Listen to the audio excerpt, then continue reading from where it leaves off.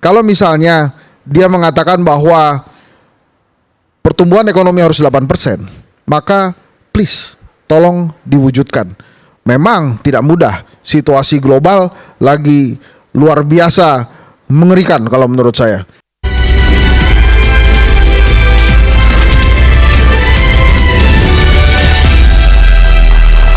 Sampai di sesi terakhir, rakyat bersuara. Saya berikan kesempatan pertama pada Bung Hensat dulu deh. Silakan Bung Hensat. Ya, disertasi saya tentang momentum politik. Momentum politik. Jadi saya ingin mengatakan bahwa saat ini Pak Prabowo berada di momentum politiknya dia. Artinya bukan momentum politik yang lain. Jadi harus dia manfaatkan momentum politik ini untuk membuat dia menjadi leaders yang baik, untuk membuat Indonesia menjadi lebih baik. Penilaian rakyat Indonesia tidak akan kepada siapa-siapa, tidak akan kepada Jokowi, tidak akan kepada Gibran, apalagi pada menteri-menteri. Semua perhatiannya ada di Pak Prabowo. Dan Pak Prabowo punya modal itu karena 3 kali kalah, mungkin 4 kali kalau dengan konvensi Partai Golkar. Enggak, itu enggak. Akan membuktikan di masa-masa ia menang ini. Kan modalnya besar itu. Ya, iya kan? Lupa deh. Jadi momentum politik yang dimiliki Pak Prabowo ini harus dimanfaatkan sedemikian rupa. Kalau kita berbincangannya masih tentang kenapa kemudian jumlah menterinya terlalu banyak, nanti mereka berkantor di mana? Apakah di IKN semua? Ataukah ada yang di Jakarta? Kemudian kenapa kemudian ada yang dipecah-pecah? Ada kemunculan menteri-menteri baru. Kenapa tokohnya si ini, kenapa tokohnya si itu nggak selesai-selesai. Jadi memang kita berikan target pragmatis saja pada Pak Prabowo. Kalau misalnya dia mengatakan bahwa pertumbuhan ekonomi harus 8%, maka please tolong diwujudkan. Memang tidak mudah, situasi global lagi luar biasa mengerikan kalau menurut saya.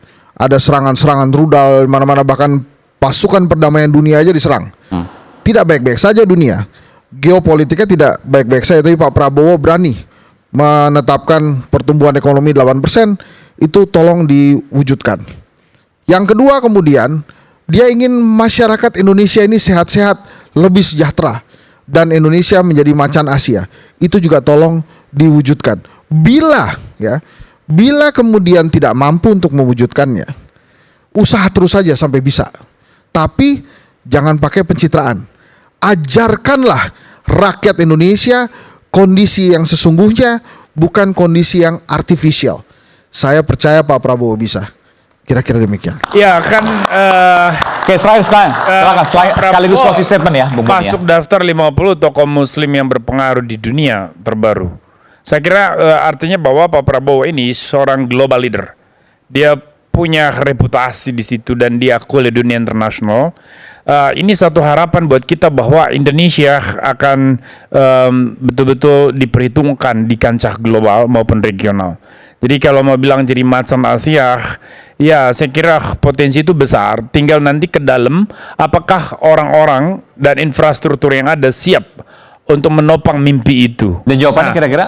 Saya percaya itu, karena terlalu banyak talenta. Tetapi koreksi-koreksi di beberapa hal yang sangat strategis itu penting. Saya ambil contoh. Sebelum saya ke sini, saya nonton satu konten soal pendidikan.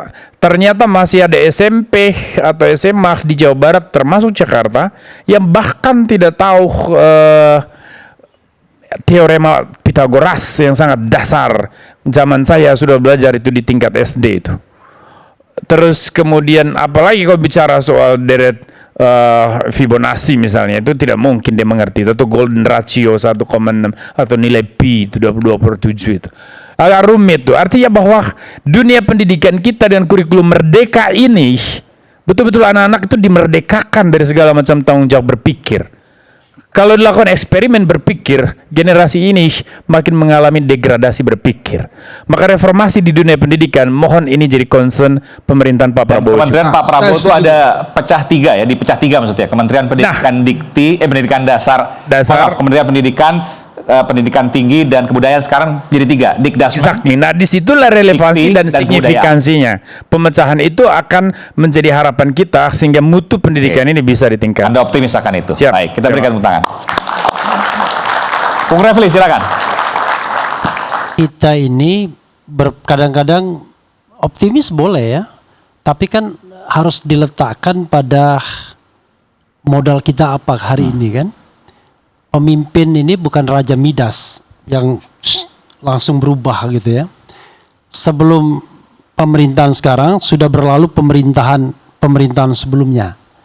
Dan ketika pemerintahan baru itu muncul, kita selalu mengatakan hal yang sama kan. Optimisme kan, 10 tahun yang lalu begitu dan lain sebagainya. Tapi hasilnya ya mediocre saja sesungguhnya.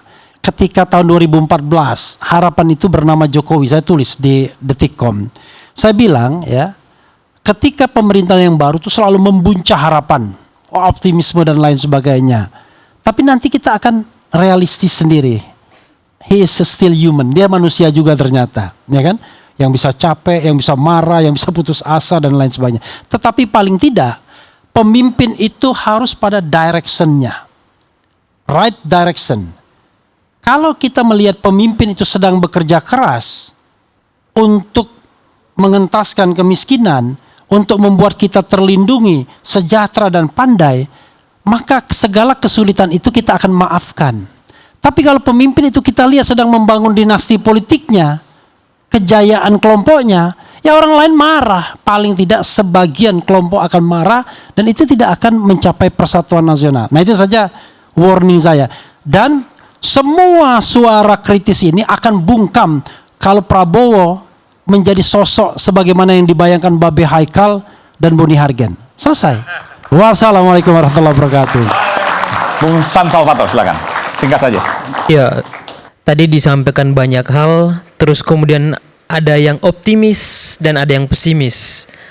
Kemudian kita melihat bagaimana cita-cita besar, visi besar dari seorang presiden terpilih, Bapak Prabowo Subianto, yang kemudian hari-hari ini sudah mulai meneliti siapa sih orang-orang yang bisa akan mensukseskan visi misi saya, yang ikut mensupport. Nah, kemarin dan hari ini sudah kita lihat bersama live dan bisa dilihat, diakses semua oleh masyarakat Indonesia. Yang perlu kita ketahui bahwa yang terpampang nyata di media sosial itu adalah orang-orang yang akan bertanggung jawab terhadap apa yang terjadi 5 tahun ke depan. Ya kan? Nah, orang-orang ini sudah dipercayakan menjadi kabinetnya Bapak Prabowo. Nah, kemudian terhadap apa yang kita khawatirkan, coba kita hormati, kita yakinkan bahwa apa yang dipilih oleh presiden kita itu adalah yang terbaik, putra-putri terbaik dari bangsa Indonesia. Baik, oke, baik. Bung Ciko, baik. Pada prinsipnya PDI Perjuangan menaruh harapan yang besar terhadap pemerintahan Presiden Prabowo ke depan. Kami seperti juga bangsa Indonesia lainnya, teman-teman yang berada di ruangan ini, suka atau tidak suka berpihak pada Capres Prabowo Gibran waktu itu atau tidak, tapi kami menginginkan pemerintahan ini sukses. Ya, jadi don't get itu harus digarisbawahi itu ya. Itu harus digarisbawahi. Karena artinya dengan pemerintahan yang sukses, rakyat kita sejahtera, bangsa kita maju, dianggap di dunia internasional, bahkan bisa menjadi leader dalam hal-hal yang terkait dengan konflik-konflik yang terjadi misalnya di Palestina, ya kan, di Ukraina dan Rusia dan lain-lain. Nah, ini menjadi harapan. Nah, kalau kita melihat pemanggilan calon-calon menteri, calon-calon wakil menteri atau calon-calon kepala badan, saya tidak mau berkomentar lebih jauh, tapi intinya gini, kita harus tetap berusaha optimis, ya, dan kita harus tetap meyakini bahwa Presiden Prabowo yang mempunyai pengalaman yang begitu banyak, punya latar belakang pendidikan yang begitu baik, international exposure tadi ya sebagai pemimpin global, namun agak kita sedikit bolehlah mengkritisi itu.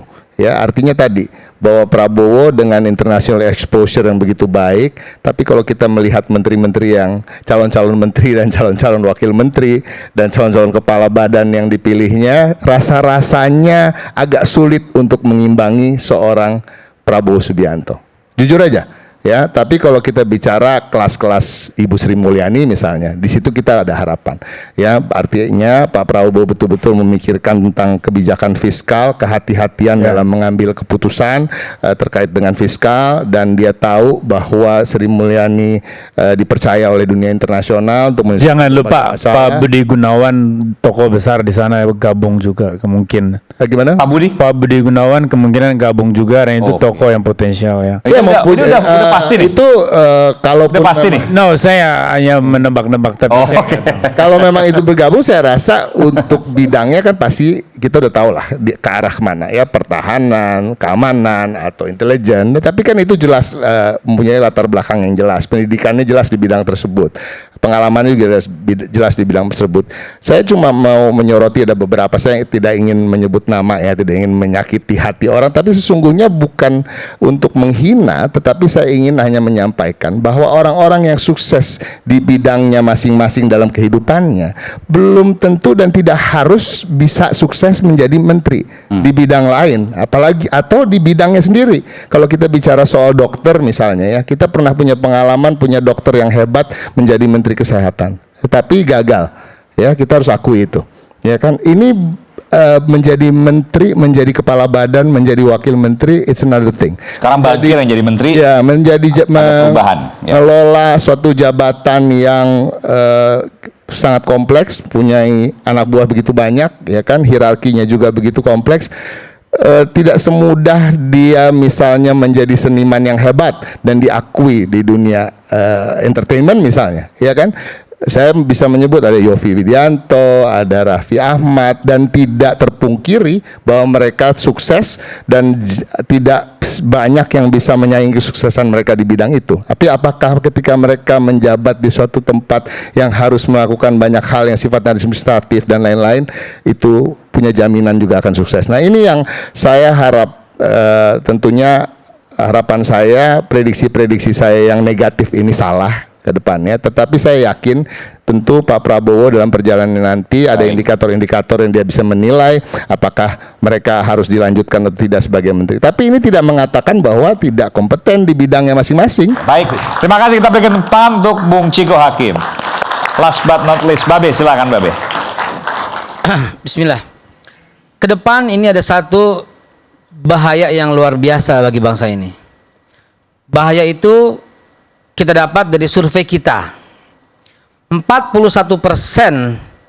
anak-anak kita sekolah dasar datang ke sekolah tanpa sarapan.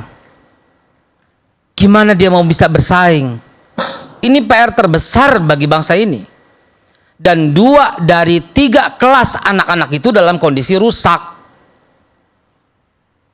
Jadi ke depan PR ini dahsyat gitu loh. Dan tahukah ketika kita survei itu, kita kasih uji coba, kita Apain aja presiden sebelumnya itu ya? ya, pada waktu itu kita survei, kita kasih makanan, dan tahu nggak, dia makan separuh. Ketika kita tanya kenapa makan separuh, jawabannya akan menitikkan air mata. Buat adik saya di rumah. Oh, buat adiknya. Karena dia tahu adiknya juga nggak makan. Ya tahu adiknya nggak makan. Dan for your info, seperti yang saya bilang tadi, ini udah dipikirin sama Pak Prabowo sejak 20-30 tahun yang lalu. Dan terjadi sampai hari ini. Dan terjadi sampai hari ini karena dia belum pernah mendapatkan kepercayaan penuh untuk memimpin. Dan hari ini insya Allah kita akan membuktikan kebenaran ucapan itu. Kalau Bang Hensa tadi menyatakan disertasinya, saya ingin juga menimpali. Disertasi saya berjudul Keberpihakan Media Massa dan peranannya dalam menciptakan peluang disintegrasi NKRI.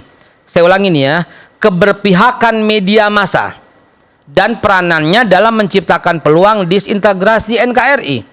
Sehingga kalau media massa selalu berpihak kepada A atau B, maka ini sangat berbahaya untuk menciptakan peluang disintegrasi NKRI.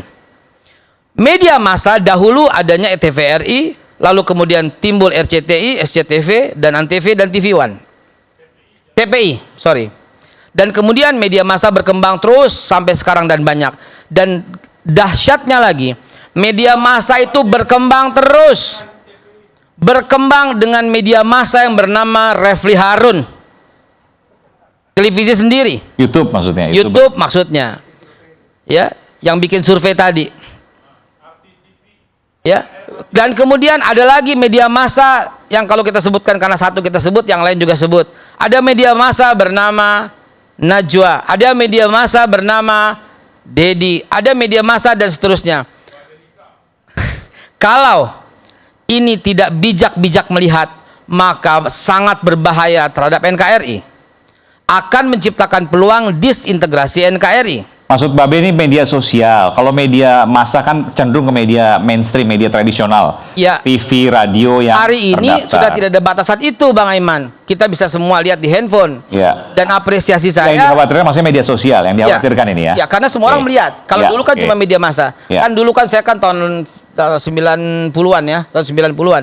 Nah, sekarang kan udah begini. Ya. Sehingga semua orang bisa menganggap handphone itu Nggak, coba kalau Babe Jadi bilang gimana, media Bang? massa harus seragam atau gimana? Bentar, kalau Babe bilang media massa disintegrasi, kami juga deg-degan nih gitu kan, karena Nggak, pejabat gini, bicara keberpihakan. soal disintegrasi. Sebentar, Ternyata bukan sebentar, media sebentar. sosial, masih diluruskan ini. keberpihakan. Dulu saya pernah tulis keberpihakan media massa dan peranannya dalam menciptakan peluang disintegrasi Disintegrasi. NKRI. Oke. Studi kasusnya adalah terjadi kerusuhan di Ambon. Oke, itu Gitu loh. ya. Media massa X ketika ada satu, misalnya saya suka harus sebut nih ya, media massa X yang berpihak kepada agama tertentu, ketika ada satu ibadah rusak, itu blow up-nya tuh gila-gilaan. Ya. Sementara yang lain juga begitu. Akibatnya apa? Terjadilah sampai merembet, dan alhamdulillah pada waktu itu kita bisa stop itu. Baik, dan dari situ kemudian muncul peace journalism atau jurnalisme damai yang kemudian diaplikasikan ke dalam setiap jurnalis pada saat itu hingga sampai saat hingga ini. sampai saat ini. Kecuali Dan media sosial ya, media sosial dan memang saya terlepas dari itu. mengapresiasi kepada Bung Aiman Wicaksono dengan rakyat bersuaranya sanggup menyajikan ini, selalu di ending dengan suasana yang damai walaupun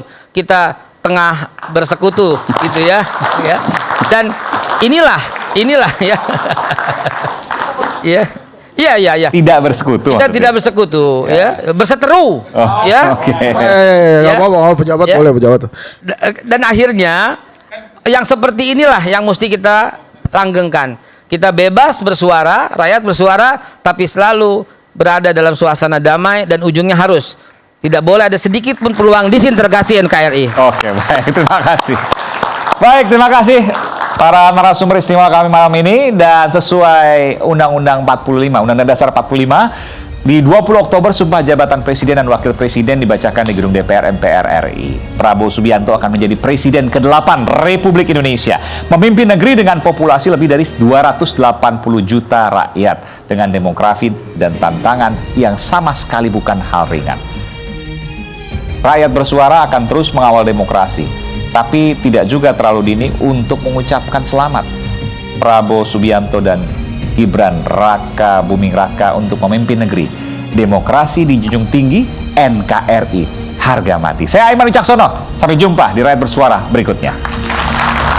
Thank you, man.